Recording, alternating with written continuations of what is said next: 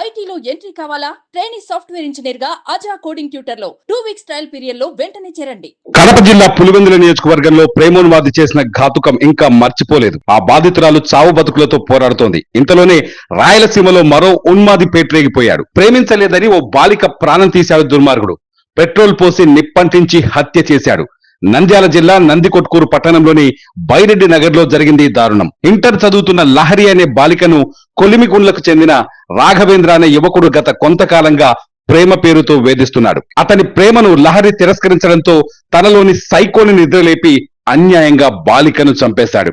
లహరి ఇంట్లో నిద్రిస్తున్న సమయంలో పెట్రోల్ పోసి నిప్పంటించాడు రాఘవేంద్ర. లహరి అరవకుండా నోట్లో బట్టలు కుక్కాడు. అనంతరం తాను కూడా నిప్పంటించుకొని ఆత్మహత్యా యత్నం చేశాడు. అయితే మంటల్లో బాలిక సజీవ దహనమైంది. రాఘవేంద్రను పట్టుకున్న స్థానికులు దేహశుద్ధి చేశారు. వారి నుంచి తప్పించుకొని ఆసుపత్రికి పారిపోయాడు రాఘవేంద్ర.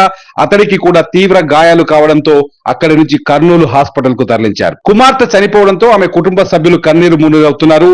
ఈ ఘటనపై సమాచారం అందుకున్న పోలీసులు హుటాహుటిన సంఘటనా స్థలానికి చేరుకొని కేసు నమోదు చేసుకుని దర్యాప్తు చేస్తున్నారు. 2 రోజుల కిందటే పులివెందుల నియోజకవర్గంలో ఓ ప్రేమోన్మాది యువతిపై కత్తితో దాడి చేశాడు. ప్రేమించలేదనే కారణంగా ఆమె ఇంట్లోకి వెళ్లి 14 చోట్ల కత్తితో గాయాలు చేశాడు. ప్రస్తుతం ఆమె పరిస్థితి విషమంగా ఉంది. ఇంతలోనే నంద్యాల జిల్లాలో ప్రేమోన్మాదికి బాలిక బలి కావడం సంచలనంగా మారింది.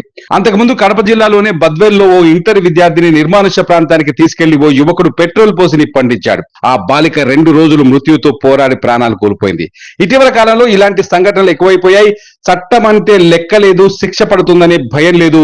క్రూరత్వానికి ఉన్మాదం తోడై కొందరు ప్రేమ పేరిట అత్యంత కిరాతకంగా అంతమొందిస్తూ పేట్రేగిపోతున్నారు. ప్రభుత్వాలు ఎన్ని చర్యలు తీసుకున్నా అడ్డుకట్ట పడటం లేదు.